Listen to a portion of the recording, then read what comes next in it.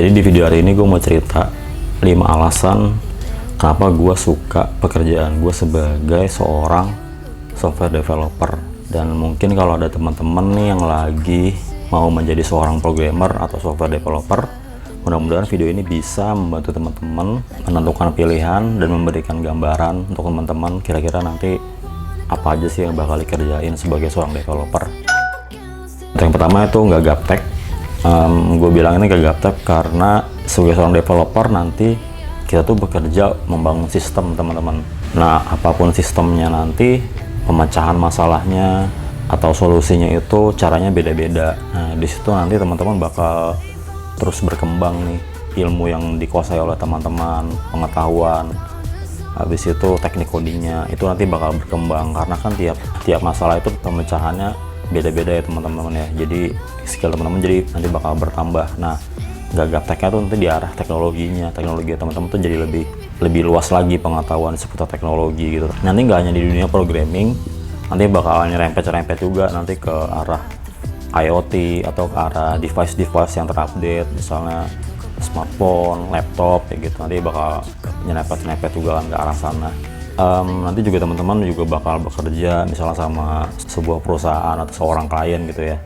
Nanti teman-teman bakal menyarankan nih ke klien tersebut atau ke perusahaan nanti tempat kalian bekerja untuk menyarankan kira-kira teknologi apa sih yang bakal dipakai gitu. Nanti teman-teman bakal ada di posisi itu sebagai orang yang dijadikan kayak seperti konsultan atau pemimpin sebuah project lah. Kira-kira ini kita mau bangun sistem kira-kira pakai teknologi apa. Nanti di samping itu juga wawasan teman-teman bakal lebih luas, seperti misalnya kalian bakal tahu teknologi 2-3 tahun ke depan tuh seperti apa gitu teman-teman. Yang alasan yang pertama.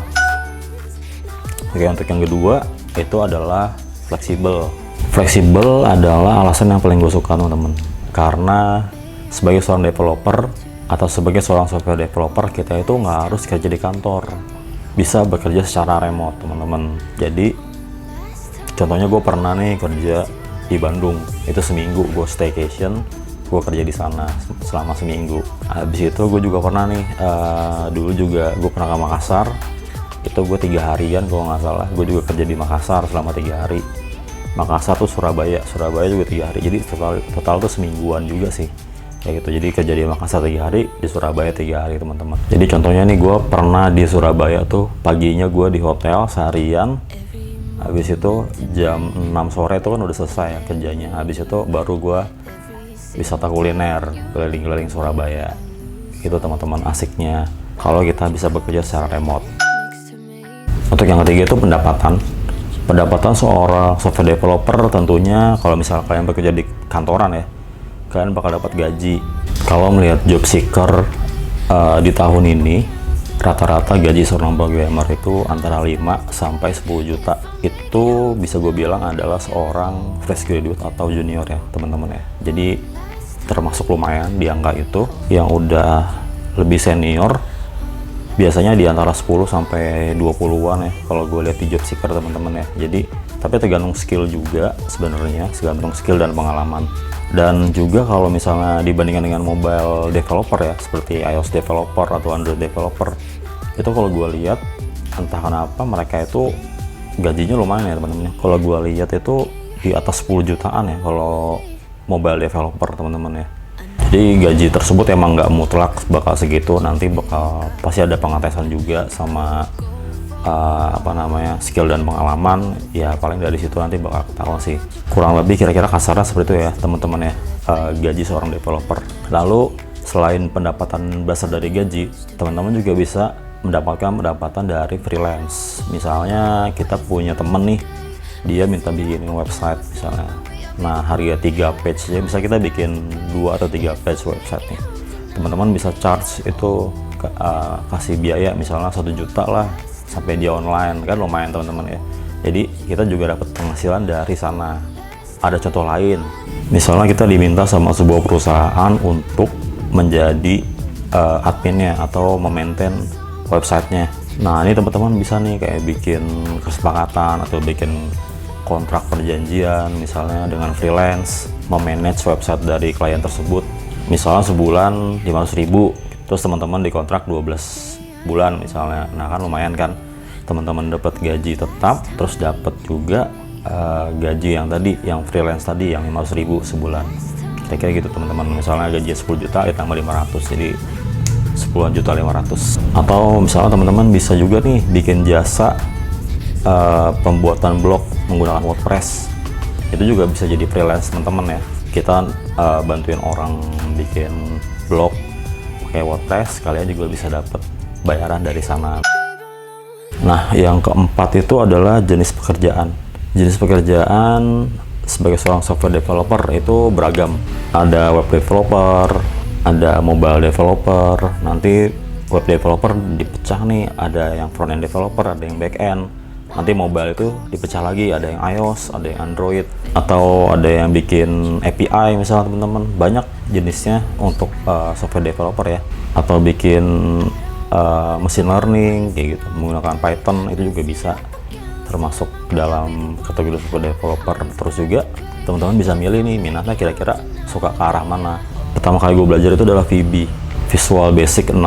Kalau dulu itu habis itu belajar lagi Visual Basic.net. Dari VB itu gue belajar membuat aplikasi desktop teman-teman ya. Jadi gue bikin aplikasi kayak perpustakaan, aplikasi kasir kayak gitu. Nah dari situ akhirnya gue belajar ASP itu belajar web. Nah habis itu gue belajar PHP juga ke web. Setelah berjalannya waktu akhirnya gue menemukan minat gue, yaitu jadi web developer terus ke arah front end. Karena kan gue suka editing ya teman-teman ya, editing, gue suka main-main Photoshop, main Lightroom gitu. Nah itu sangat relate banget sama pekerjaan gue sebagai web developer, khususnya di ranah tadi front end developer gitu teman-teman. Jadi gue ngambil spesialisasi ke arah front end, jadi mainnya HTML CSS begitu. Jadi nanti teman-teman kira-kira bisa dilihat nih minatnya mau ke arah mana, nanti maju terus ke sana. Kalau bisa jangan disikat semua, takutnya nanti nggak fokus. Misalnya kalian bisa jadi full stack juga nggak apa-apa. Full stack tuh dia bisa semuanya teman-teman ya, bisa front end, bisa back end, bisa DevOps gitu. Jadi peluang kerjanya nanti bakal lebih luas lagi sih kalau misalnya kalian bisa di sana. Karena jenisnya banyak, peluang kerjanya juga cukup banyak teman-teman. Jadi di lingkungan software developer itu alma mater ya, itu bisa dibilang nomor 2. Jadi mau kalian lulusan SMK, STM atau SMA atau S1, semuanya bisa dibilang nomor 2. Yang penting itu adalah skill dan pengalaman. Lalu juga suka ada cerita orang yang nggak lulus kuliah ternyata bisa jadi software developer, itu ada teman-teman. Jadi emang pendidikan itu ya penting, cuma itu bisa di nomor 2 kan. Yang terpenting adalah pengalaman sama skill yang dimiliki sama kalian.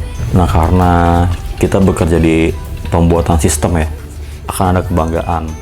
Karya yang kalian buat pakai tangan kalian itu dipakai sama orang banyak. Habis itu dapat menyelesaikan masalahnya mereka. Itu kebanggaan. Selain gaji yang kalian dapat, itu adalah kebanggaan karya kalian, sistem kalian yang kalian buat itu sangat bermanfaat bagi orang banyak gitu teman-teman ya.